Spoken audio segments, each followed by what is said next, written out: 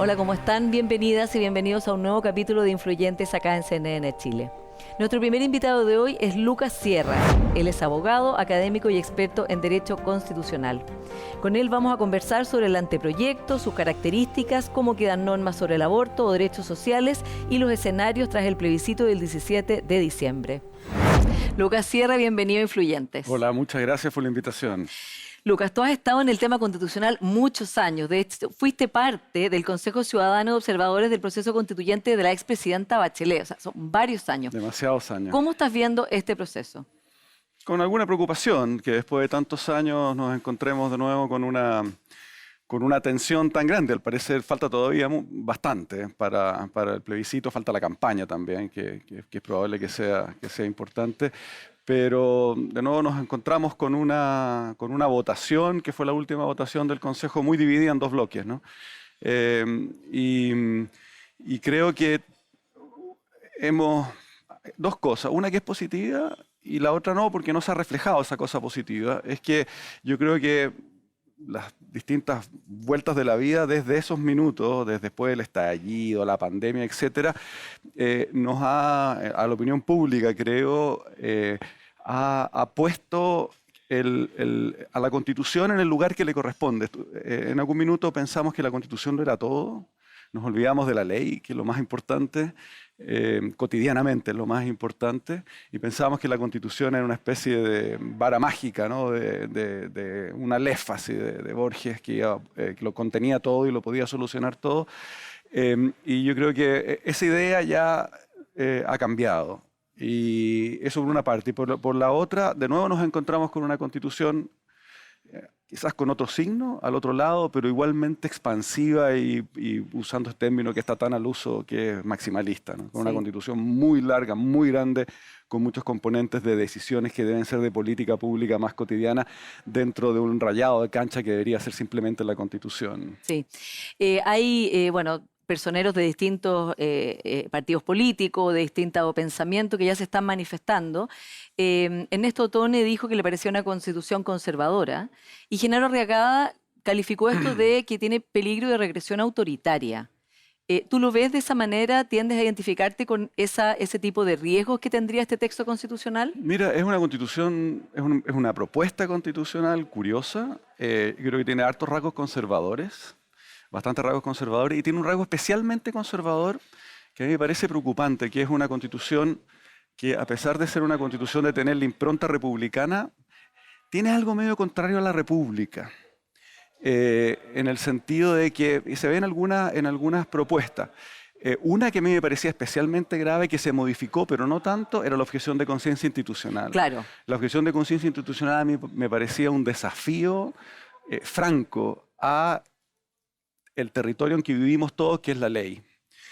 Ahora quedó como objeción de conciencia simplemente, pero yo creo que no había ninguna necesidad de poner la expresión objeción de conciencia en la Constitución. Ahora quedó según la ley, pero va a quedar de nuevo la discusión si va a poder ser institucional o no institucional. Claro, algunos han dicho que ha quedado sin borde. Que ha quedado sin borde, que perfectamente puede haber un proyecto de ley que sea constitucional y defenderlo a la luz de esta Constitución, de institucional, que pueda ser institucional.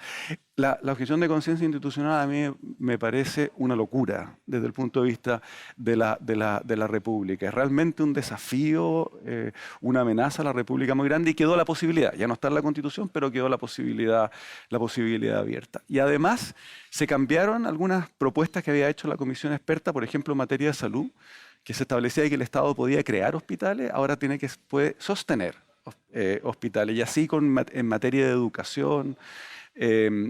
Por eso me parece que tiene algo libertario, pero colectivo, no libertario individualista como podría ser en otros contextos. Y en ese sentido a mí me parece conservador, bien conservador, y con un dejo antiestado, pero antiestado como antirrepública. Lucas, y también tú has escrito varias cartas al diario y has opinado en términos de lo que significaría como retroceso para los derechos de las mujeres. En particular, tú has sostenido que esto pondría en riesgo, tal como quedó, cambiando el qué por el quién, la protección de la vida de el qué está por nacer versus cómo quedó el quién está por nacer, sumado a que niños, todo menor de 18 años, podrían poner en riesgo el aborto en 3 causales. Pero desde el Partido Republicano y Chile Vamos sostienen lo contrario. Bueno, el punto es que si sostienen lo contrario, que nada va a cambiar, ¿por qué cambiaron eso? Que es una pregunta que yo creo que está pendiente y que no ha sido, o yo por lo menos no la he visto bien contestada.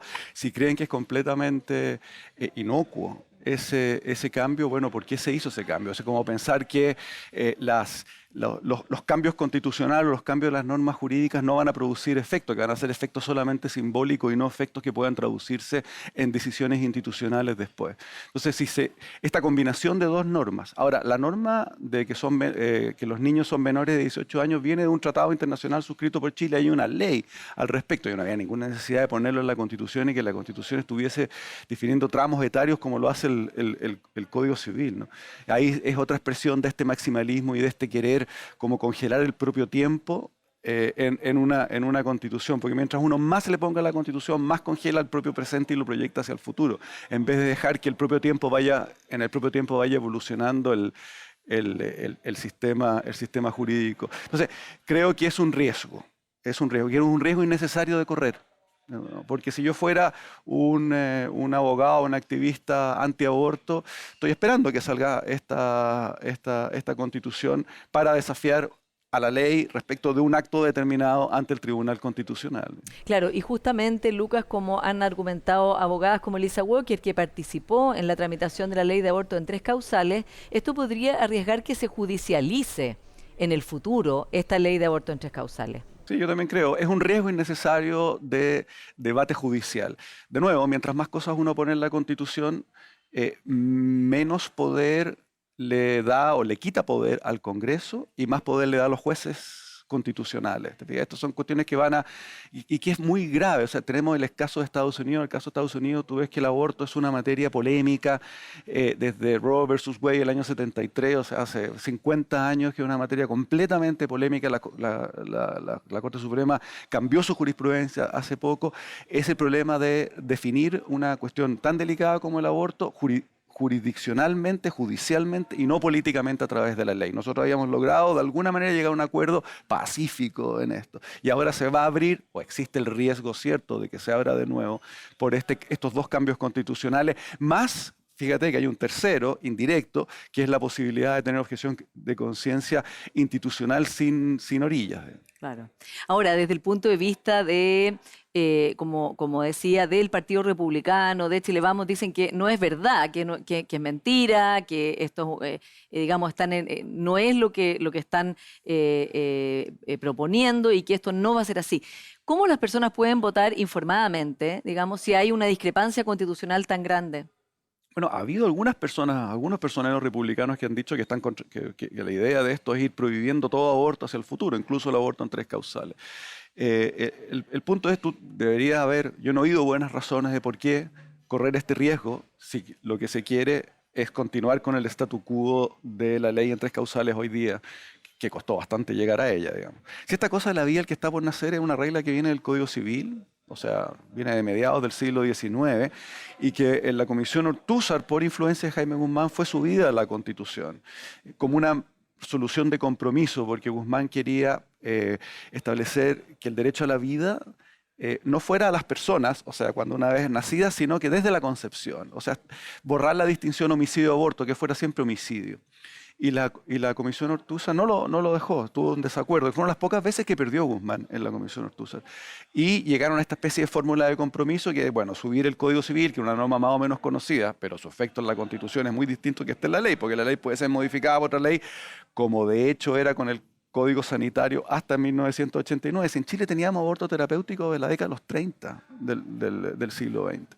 Entonces, a mí me gustaba el proyecto de la comisión experta en el que no decía nada al respecto, cómo fue la tradición constitucional chilena hasta la Constitución de 1980. Sí. Ahora, ¿qué aspectos positivos le ves al texto que se va a plebiscitar? Hay algunos aspectos positivos. Por ejemplo, a diferencia de mucha gente, a mí me parece que la propuesta sobre gobierno judicial me parece que va bien encaminada. Quedó medio enredada y por apuro probablemente quedó con algunos defectos en la redacción, pero va en la línea correcta, que es en la Corte Suprema separar la tarea de juzgar de las otras tareas que no tienen que ver con la tarea jurisdiccional, pero que son anexas a ella, como por ejemplo el nombramiento de los jueces, su capacitación, su formación, la gestión administrativa de la judicatura. Hoy día todo eso está concentrado en la Corte Suprema, lo cual le da mucho poder, pero tiene una serie de defectos que se llaman de independencia o de falta de independencia interna al interior de la judicatura y además le quitan mucho tiempo. Los jueces de la Corte Suprema pierden una enorme cantidad de tiempo en estas tareas administrativas, que le quitan tiempo a la tarea más importante, que es juzgar y ir uniformando la jurisprudencia. O sea, creo que va bien encaminada esa propuesta. Y hay propuestas respecto al sistema político, que yo creo que es la clave de todo esto. Eso ha sido bastante relevado como algo positivo, ¿no? Pero es bastante modesto lo que se propone, en el sentido de establecer este umbral del 5%, que se relativiza para las elecciones siguientes, o sea, se proyecta a 2030, entiendo, sí. O sea, un buen tiempo más, para evitar la fragmentación, pero se consagra con todas sus letras que estamos en un sistema presidencial, que yo creo que es buena parte de los problemas del sistema político. Y hay normas positivas, como por ejemplo que los díscolos pierdan el escaño, digamos, claro, en el fondo promover la disciplina partidaria yo creo básica. que todo lo que se haga para reforzar a los partidos políticos es una buena decisión, es una inversión, digamos, está bien encaminado. Hay que poner, en mis cavilaciones pongo en la balanza eso y el resto de todas las otras cuestiones que estamos conversando, que son bien negativas, y no veo muy claro la ¿Has solución. decidido ya tu voto o No todavía te faltan etapas? Estoy inclinado por el rechazo, pero creo pero no es un voto definitivo. Siempre está la posibilidad de votar en blanco, que me parece una posibilidad válida. Y falta todavía más de un mes, entonces falta mucho. En política es un tiempo muy largo eso. Sí. Ahora, el texto ya es lo que es. El texto es lo que es, pero tiene que ver también con la campaña, tienen que ver con las propuestas que se hagan acompañando a esta propuesta. Si se hace algo, ya estaba viendo información en la prensa que algunas personas están hablando de votar a favor para volver a hacerle modificaciones. Claro, como Matías Walker, ¿no? Por ejemplo. El senador Walker diciendo, bueno, un poco como aprobar para reformar. Exacto, de nuevo. Entonces, el punto es que va a tener un quórum bastante más difícil de reforma, que son 3/5. Si lo que se quiere es alcanzar esas modificaciones constitucionales, no hay que olvidarse que hoy día la Constitución exige 4/7, que tal vez es la reforma más importante que se ha hecho. Y que de hecho lo hizo el senador Walker con la senadora Rincón. Exacto, sí. Exacto. Ahora, Lucas, otro tema que ha despertado bastante controversia es la cantidad de instituciones nuevas que este texto está proponiendo. 20 instituciones nuevas y la reformulación de otras tantas, que son como 40 instituciones que entre creación y reformulación estarían, digamos, creándose en nuestro país, lo cual para muchas personas es fuente de bastante incertidumbre y de problema. Algunos en el juicio, por ejemplo, de Genaro Arriagada, empezarían a traslaparse las funciones. Y por otro lado, también le parece bien poco probable que se puedan crear tantas instituciones en un plazo breve. Bueno, de nuevo, que es una constitución bien expansiva. Claro que no como la que se fue rechazada en septiembre del año pasado.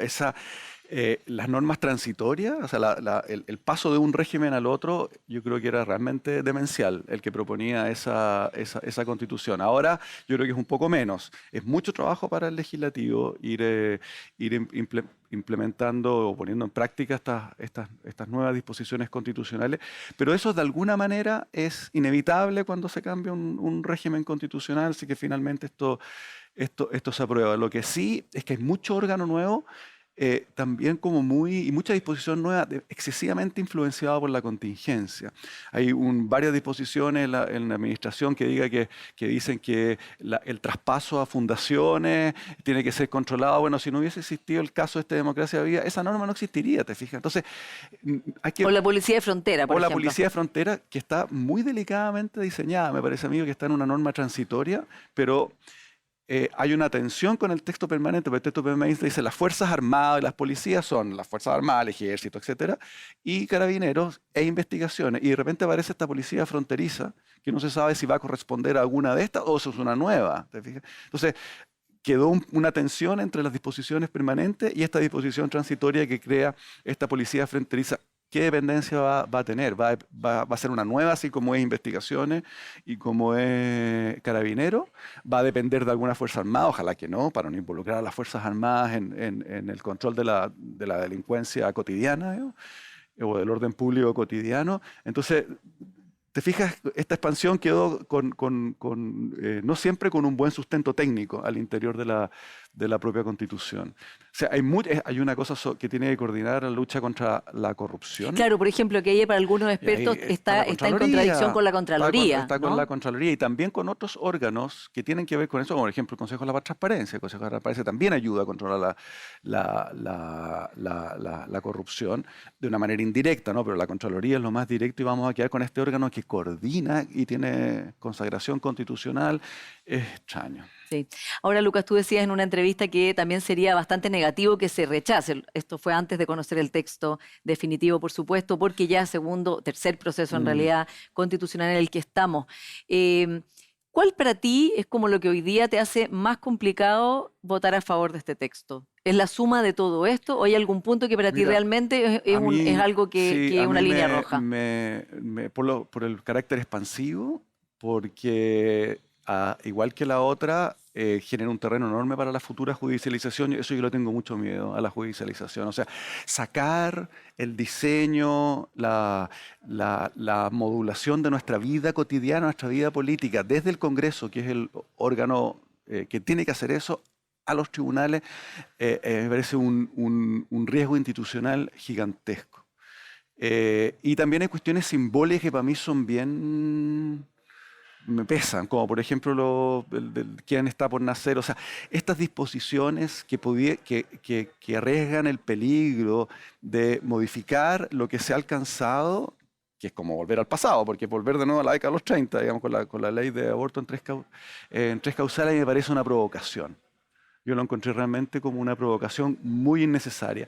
Y hay otras cosas que también me preocupan simbólicamente, como por ejemplo que debamos los chilenos y chilenas respetar las tradiciones, los juegos nacionales, la cerámica. Me acuerdo que la convención pasada consagraba las ferias libres, ahora se consagra constitucionalmente la cerámica nacional, los juegos criollos, ese tipo. ¿De qué estamos hablando? Digamos? ¿De Quinchamalí, de esas greas bonita negra, del indio pícaro? ¿De qué estamos hablando? La cueca brava, la cueca sola de los derechos humanos. Fíjate, ¿para qué ese tipo? Por eso sacaron el rodeo, digamos, de la Constitución. Yo en general no tengo nada con el rodeo, me parece que no son lugares, no son materias constitucionales. Y encuentro también delicado hacer política tributaria en la Constitución. La Constitución debe establecer los principios generales de los tributos, que sean más o menos igualitarios, proporcionales, etcétera, pero establecer exenciones a las contribuciones de bienes, que es un impuesto que no me gusta para nada, digamos, pero que la Constitución no es el lugar para poner la exención, o bien decir que los gastos de la familia se pueden imputar como gastos a la renta, que es otra disposición tributaria en la Constitución. También me parecen muy malos antecedentes de ejercicio de la potestad constituyente. De nuevo, esta idea de no entender bien, como que perder el horizonte respecto de lo que debe ser una constitución y lo que no debe ser una constitución, que a mí me parece que se perdió absolutamente en la Convención Constitucional, pero aquí también, de alguna manera, no así en el proyecto experto no, pero después con lo que quedó del Consejo, de nuevo como que una hiperinflación constitucional, como de perder la mesura de lo que debe ser una constitución.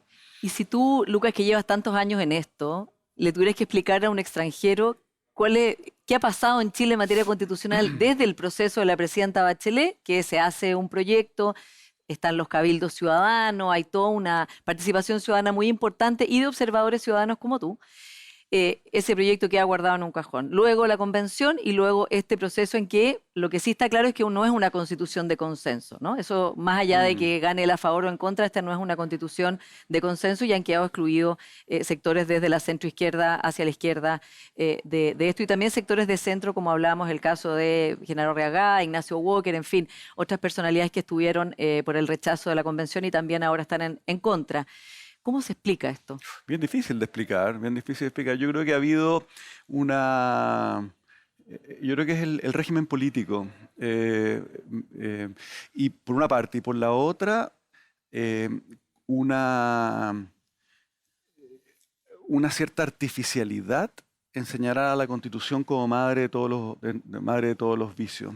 En una sociedad que es moderna en un sentido con pluralista, con muchos intereses, más o menos fragmentada en sus visiones del mundo, en sus concepciones de la vida, como que no se buscó algo que era un paraguas que parecía abarcar todo y nos fuimos a la Constitución. Evidentemente la Constitución original que heredamos de la dictadura, incluso con las reformas del 89 que fueron muy importantes, era una Constitución bastante tramposa. Yo en ese sentido creo que Fernando Atria tenía razón. Pero se le han ido poco a poco haciendo modificaciones. Tú te acordarás de los senadores designados. Todos los enclaves autoritarios. Los enclaves autoritarios, las leyes supramayoritarias que se reformaron hasta hace muy poco, que combinado con los senadores designados, por ejemplo, era un amarre impresionante. Y solo también era un amarre. Y yo creo que quedaban pocas cosas como para desprendernos de eso. Una, la competencia preventiva del Tribunal Constitucional, que hoy día no es tan relevante por la composición que tiene, pero la composición puede cambiar. O sea, uno no debe apostar como a los diseños institucionales por el carácter de las personas que están en los Claro, que son transitorias por definición. Completamente. Entonces,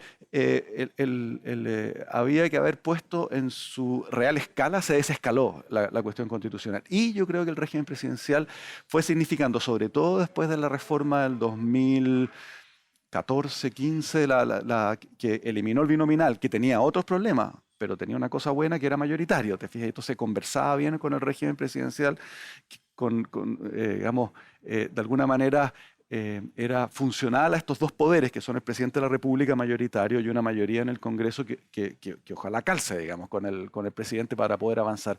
Entonces, al fragmentar aún más el Congreso con el nuevo sistema proporcional, se produjo una parálisis extraordinariamente grave en el sistema político que yo creo que es muy propia de los regímenes presidenciales, pero exacerbado por algunas condiciones de lo que teníamos, como por ejemplo las leyes supramayoritarias. Claro. Si tenía el Congreso fragmentado, ya era difícil pasar leyes ordinarias. ¿Para qué decir estas leyes que tenían un quórum de 4/7? Claro, y que de hecho le ha pasado a los 3 últimos gobiernos que les cuesta mucho pasar su plan de gobierno al tener minoría en el Congreso. Exacto. Incluso la presidenta Bachelet, acuérdate, en la primera parte de su gobierno tenía mayoría. Sí. Y tampoco fue capaz de avanzar su agenda por la cual había sido electa de una manera muy, muy, muy eficaz. Entonces yo creo que tiene que ver, al menos debe haber otras razones, pero al menos tiene que ver con eso. Lucas, se nos está acabando el tiempo, pero ¿qué pasa el 18 de diciembre? Yo recuerdo que fuiste de las muy pocas personas que dijo antes de que empezara el siguiente proceso que era bueno tomarse un tiempo si ganaba el rechazo al proceso anterior, que era bueno darse unos años, lo cual era bien extraño porque en ese momento justamente la campaña del rechazo decía, no, vamos a hacer una nueva, una que nos una hecha con amor, y que seguía el proceso, que este no era el fin del proceso. Pero tú dijiste, no, aquí hay que tomarse unos 4 o 5 años o más tiempo hasta decantar todo lo sucedido. Bueno, claramente no fuiste escuchado, no era tampoco la sensación del momento, hay que decir, sino que los partidos también se habían comprometido, especialmente los partidos de Chile Vamos, a que continuaban el proceso y la verdad es que han cumplido su palabra comprometida. Pero, ¿qué pasa el 18 de diciembre? Porque sea que gane a favor o en contra, esta no va a ser una constitución de consenso y por lo tanto, bueno, estamos. El presidente Boric dijo que el proceso para él se acaba acá, digamos, no se va a promover otro proceso constitucional, lo cual también ha reiterado la presidenta del Partido Socialista. ¿Pero qué? ¿Es la vía de la reforma de esta constitución? ¿Cómo lo ves tú? O si se aprueba el otro texto, ¿habrá que reformar eso, las cosas que tú has señalado acá que te parecen muy complicadas? Bueno, ahí hay que ver cómo se va poniendo en práctica el nuevo texto. Hoy día todo puede cambiar, hoy día uno puede augurar que probablemente no, si es que gana o pierda no va a ser no creo que sea de nuevo por un 62% alguno de los dos. Ahora, hemos visto que todo puede pasar, así que no me atrevo, es Sí. una mera y simple hipótesis. Si se rechaza, sigue la Constitución vigente, y lo interesante es que la Constitución vigente puede cambiarse por 4/7. Entonces, lo que hay que descartar es que quede un caos o que yo creo que va a ser bien cansador. Yo creo que ojalá el aprendizaje que tengamos es que debemos volver a ocuparnos de la ley, de los reglamentos. Ahí se juega la cotidianidad de la vida de las personas. Y si gana a favor, habrá que ir viendo cómo se pone en práctica esto. Va a ser un trabajo para el legislativo muy, muy importante, y probablemente, ojalá, ahí se puedan ir arreglando algunos detalles que tiene este texto. Y si gana el rechazo, bueno, por lo pronto yo me esperaría hasta la próxima elección presidencial, si todavía hay ánimo constituyente. Está bastante a la vuelta de la esquina. Si todavía hay ánimo constituyente, bueno, yo creo que ese es como el lugar natural para poder decidirlo. Yo siempre fui contrario a que la reforma constitucional se hiciera fuera del Congreso. Eso lo debo decir desde el día 1. Entonces, por eso siempre he estado muy a contrapelo con estos procesos. Y cualquier decisión constitucional que se tome debería ser el Congreso. Lucas Sierra, muchas gracias por esta conversación. Muchas gracias a ti. Y antes de irnos a una pausa, les cuento que nuestra siguiente invitada es Lucía Dammert, ex jefa de asesores del presidente Boric. Ella es socióloga, escritora y académica de la USACH, y con ella conversaremos sobre su vida fuera del gobierno, las promesas de las grandes transformaciones, la polarización y el aumento de la violencia en nuestro país.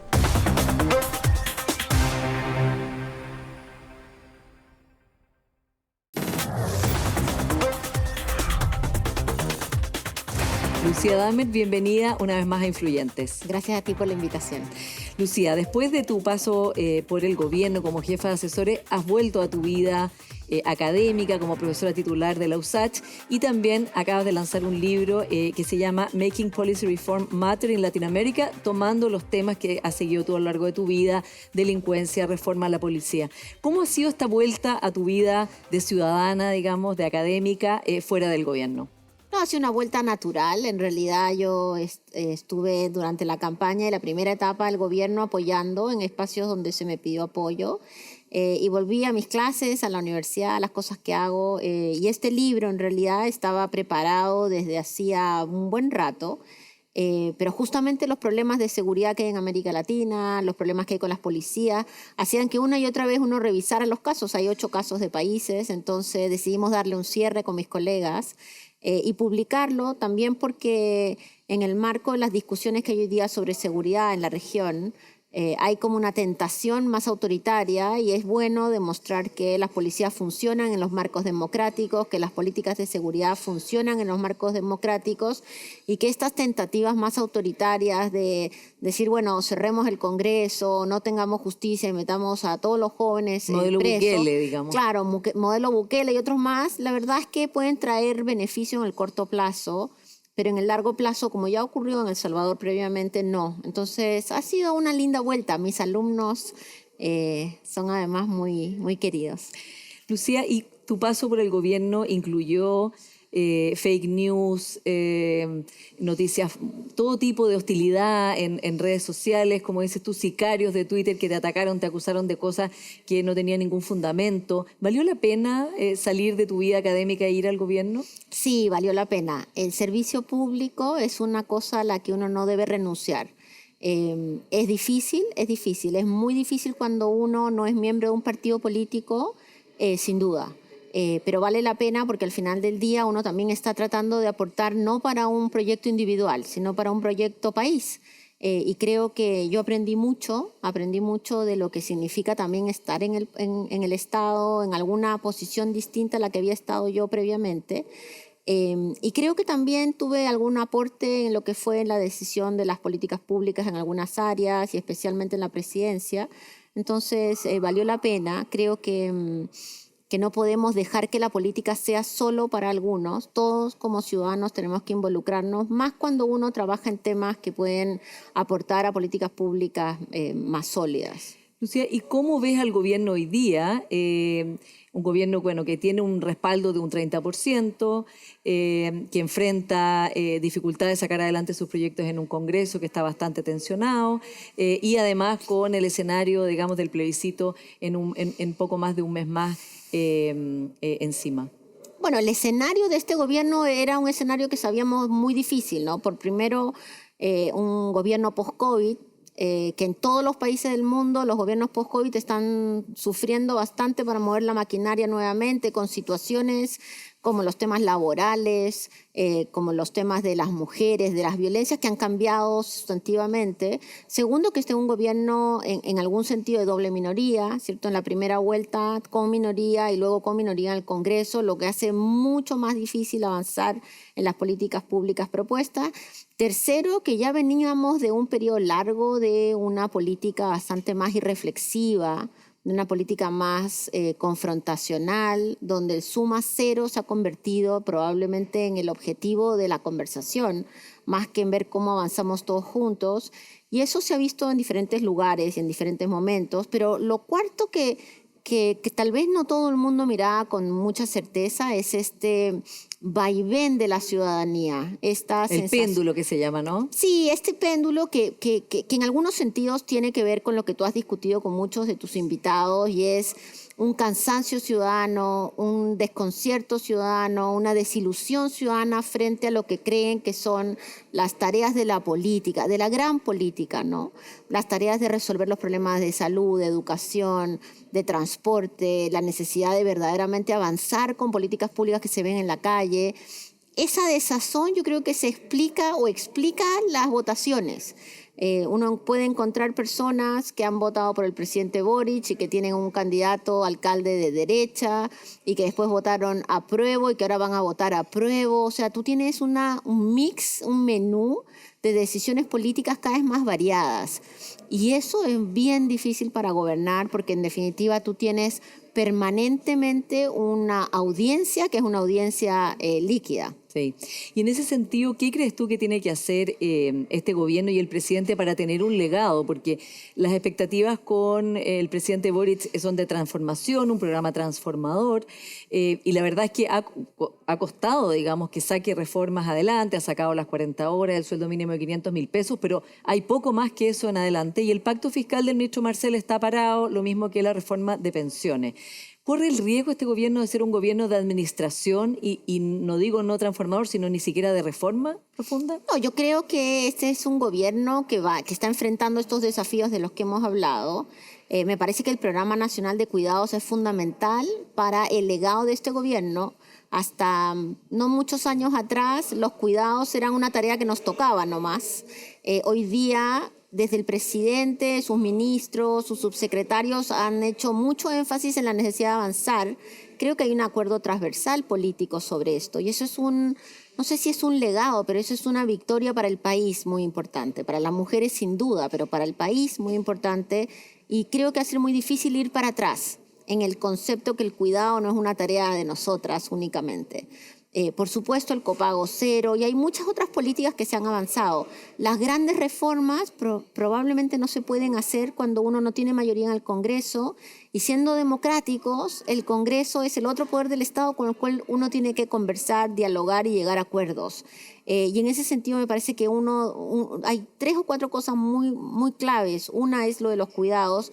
2 es el reconocimiento que los partidos de la izquierda más jóvenes, como el Frente Amplio, llegaron a gobernar, conocieron lo que era el gobierno y no tuvieron la tentación, como en algunos otros lugares, de ir hacia espacios más autoritarios o decisiones más populistas. Muy por el contrario, el presidente ha sido permanentemente cuidadoso y cauteloso de la toma de decisiones en los marcos democráticos, en los marcos republicanos, y eso puede hacer más lento el proceso de las políticas públicas, pero bueno, es la coyuntura que le ha tocado jugar. ¿Ha sido un presidente hasta ahora socialdemócrata? El presidente Boric, por supuesto que ha sido un presidente socialdemócrata. El presidente Boric tiene un país, además, que ha demostrado en sus votaciones en los últimos años que tiene y tenía necesidades de cambio, de transformación, que reconoce que la fragmentación socioterritorial está mal, que la discriminación está mal, pero que también quiere cambios que sean sustentados, basados en evidencia, con cierta rigurosidad para que los cambios lleguen efectivamente. Y la necesidad de conversar, la necesidad de diálogo, las reflexiones sobre los procesos creo que han ido fortaleciendo esa idea. Y hoy día el gobierno con la ministra Toá, con el ministro Marcel, con el ministro Van Claveren, van mostrando también que el gobierno es un gobierno de una izquierda bastante más amplia y que están mostrando algunas capacidades de diálogo en el marco de lo que es la política hoy día acá y en el mundo, que es bien difícil. Sí. Tú decías en una entrevista en La Tercera, Lucía, que de hecho te había dado tranquilidad o seguridad cuando, digamos, que la ministra Toá, el ministro Marcel, los ministros del socialismo democrático estuvieran en el gobierno. De alguna manera se ha ido juntando o creando un espacio común entre socialismo democrático y Apruebo Dignidad. No sé, en las coaliciones, a la hora de mirar como la dinámica interna de las coaliciones no lo sé porque no soy militante de ninguno de los partidos, pero a la hora de pensar en un gobierno para todos y todas, el gobierno ha buscado mecanismos para solventar sus propias diferencias y eso uno lo ve desde de los temas de política exterior hasta los temas de las negociaciones con el Congreso. La política de seguridad, sin ir muy lejos, es una política que dista bastante de lo que era la propuesta inicial del gobierno y sin embargo son pocas las pasadas de cuenta públicas que hay y yo creo que eso es bueno. Que haya diálogo, que haya desencuentros al interior de las coaliciones es natural. Si no, estaríamos en procesos autoritarios, pero que luego tú tengas una ministra que está empoderada y que tiene subsecretarios y miembros del gobierno, de su ministerio, que son probablemente de otros partidos que la apoyen, me parece una buena noticia. Ahora, lo clave del gobierno hoy día es empezar a mostrar resultados. Ya está en el segundo año. Y los resultados son cosas tangibles. La ciudadanía quiere hospitales, quiere carabineros, quiere colegios. Y ahí creo que el desafío central hoy día está en esa gestión. Sí. Ahora, la ministra Carolina Toá, como dices tú, Lucía, está muy empoderada en su agenda, pero la verdad es que a veces a Apruebo Dignidad le vota en contra de sus proyectos. Lo hemos visto en la tramitación de esta agenda de seguridad acordada con el Congreso, en que no tiene los votos, no cuenta con los votos del Partido Comunista, a veces no con todos los votos del Frente Amplio, lo cual también crea zona de duda, ¿no? Un tema tan importante para la ciudadanía y el presidente no cuenta con los votos de su propia coalición, digamos, original.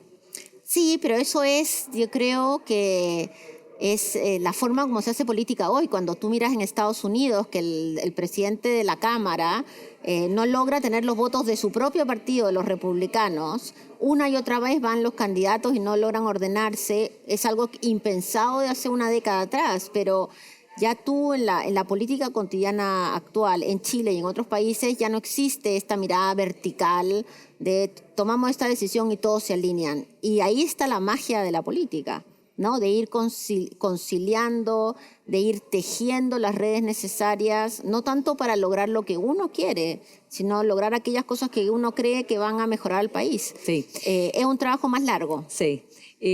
Justamente tú decías, Lucía, también en esa entrevista que el cambio en el programa, ¿no? Que tú siempre fuiste de una postura más centrista de reformar Carabineros, por ejemplo, a las policías, no de refundar, pero la verdad es que, claro, Apruebo Dignidad o el Frente Amplio, su idea original era la de la refundación. Tú decías, aquí ha habido un proceso, ¿no? En que no se ve hacia afuera tanta diferencia, pero han cambiado, de hecho. ¿Es profundo esa idea de reformar Carabineros? Por otro lado, uno ve al presidente comprometido, ¿no? En el sentido de darle más recursos que nunca, en fin. Pero ¿cómo ha sido eso internamente? Mira, lo que creo es que hay un genuino reconocimiento del rol de las policías. Ese genuino reconocimiento del rol de las policías va también de la mano de muchos actores que probablemente tenían poca vinculación con el día a día del ejercicio de la política pública de seguridad, que así como pasó en Estados Unidos, que los que decían defund, refund, son exactamente los que perdieron contra Trump, ¿cierto? Porque la ciudadanía quiere institución policial. En eso no hay que perderse en la discusión como más del concepto. y financiar las policías no es estar en contra de la reforma policial. Muy por el contrario, uno necesita policías de excelencia, profesionales, apoyadas por el mundo civil, pero también que entreguen resultados, también cuyas actividades sean efectivas, también que colaboren entre ellas, también que participen de las conversaciones con la ciudadanía en forma positiva, también, y como es ahora, educadas en temas de derechos humanos. Entonces, creo que ahí ha habido un reconocimiento de la necesidad de un trabajo cotidiano en política pública y no creo que haya una vuelta atrás. El presidente ha sido muy claro, los equipos que tienen en el Ministerio del Interior también han avanzado por allá y de hecho creo que los temas de reforma, como se habían planteado, no han avanzado mucho más de lo que dejó el presidente Piñera. Lo que se ha avanzado principalmente es en temas de modernización. Claro, exactamente. ¿Y cómo ves tú este momento? Decías, claro, la gente quiere resultados, ¿no? Y estamos en un momento, como dice Daniel Johnson, director de Paz Ciudadana, justamente acá, en que por una parte el índice de temor de la gente es el más alto histórico, ¿no? El miedo a sufrir un asalto, el miedo a ser víctima de un delito es el más alto. Pero si se ve la cantidad de denuncias realmente, Sí. o el índice de victimización es en índices parecidos a prepandemia, que es con lo que hay que comparar, porque en la pandemia, evidentemente, con todo el mundo con recluido, Sí. las cifras de delincuencia son distintas, y además con los carabineros y la policía desplegada por la ciudad, ¿no? Entonces, ¿cómo se puede dar resultados frente a un temor tan grande de las personas que ya más allá del índice de la cantidad de robos o asaltos que haya, está percibiendo esto desde su subjetividad de una manera muy, muy fuerte? Y por cierto, también es real que ha aumentado la violencia, han aumentado los homicidios y ha aumentado además la espectacularidad o la violencia con que se cometen muchos de los robos. Sí, mira, Chile desde el comienzo de los 90 tiene una de las tasas o uno de los porcentajes más altos de gente con miedo en América Latina. Incluso que países como Colombia, donde había una guerra, acá se sentía la gente más preocupada por el delito. Hace 15, 20 años ya un porcentaje importante de las mujeres habían dejado de salir a la noche, paradójicamente, porque son mucho más víctimas dentro del hogar que fuera del hogar. Pero paradojalmente sentían que quedarse en la casa era un tema de cuidado y ahora eso ha crecido y efectivamente los datos son muy altos. Creo que también hay que hacerse cargo que el debate político tiene un rol en la percepción de la crisis, ¿no? Cuando uno como un ciudadano a pie escucha peleas políticas donde la preocupación es si estamos en la crisis o en la ultracrisis de seguridad, ¿qué le queda al ciudadano más que probablemente comprarse un cerco eléctrico, ¿cierto? Comprarse algún mecanismo de protección o tratar de no salir de la casa? Los delitos que han aumentado son los delitos que además generan más ansiedad ciudadana. Y son los delitos, como tú bien dices, violentos, sobre todo el homicidio, los delitos con armas, todo aquello que en Chile no era tan común.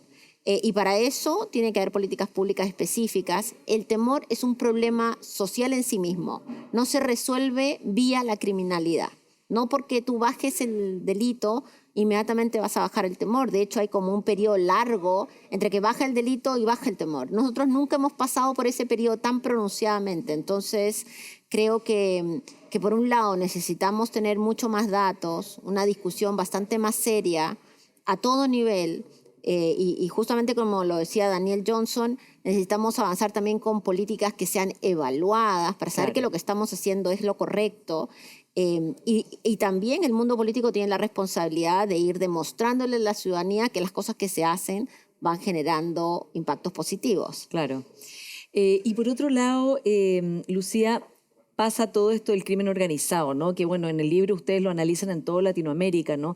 Nos pilló desprevenidos en Chile el crimen organizado y cómo se aborda de una manera eficaz y más o menos rápida, porque claramente que juegan con armas distintas, tienen otras reglas y esta semana salía la noticia, por ejemplo, en Río de Janeiro, como grupos paramilitares tienen tomados la ciudad, ¿no? Y el presidente Lula diciendo, bueno, va a tener que intervenir acá a los militares porque están tomando el territorio disputándoselo a los narcos. O sea, tenemos grupos paramilitares disputándole territorio a los narcos, así como en otros países de la región también vemos situaciones gravísimas ya de crimen organizado. Sí, mira, el crimen organizado tiene por lo menos 3 áreas que son claves de tener en cuenta. La primera es que ahí donde tiene ese nivel de desarrollo es porque hay una política que ha dejado de estar en los territorios, ¿no? Porque no hay un mecanismo de organización de la sociedad, sino más bien el individuo está aislado, solo, y empiezan a generarse estos mercados ilegales que van creciendo, muchas veces informales también, que van creciendo y van tomando territorio.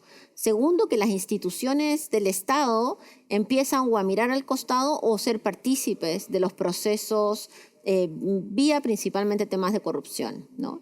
Y tercero, y tal vez más importante, es que el crimen organizado tiene una parte muy importante de su negocio en el mundo legal. El crimen organizado no son solo los muchachos o los que venden droga en una esquina. Esa es la parte, digamos, la parte baja de esa pirámide.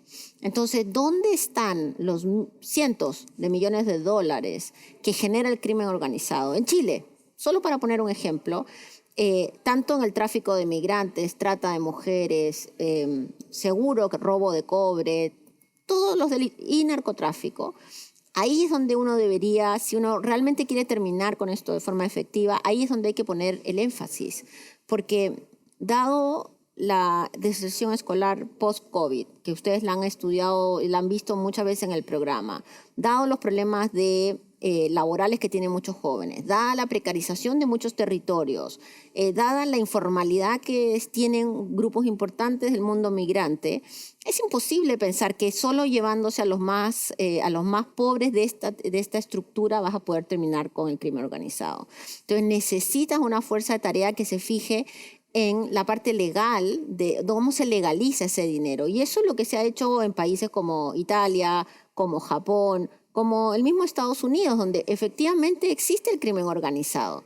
Si el 80% de la cocaína que se produce en América Latina se consume en Estados Unidos, la gran pregunta es, ¿quién la vende? ¿Cierto? Claro. Obviamente y es la ruta del dinero, ¿no? Seguir eso y encontrar entonces como dónde atacar directamente. Sin duda, y asegurarse además que eso no deje los muertos de nuestro lado.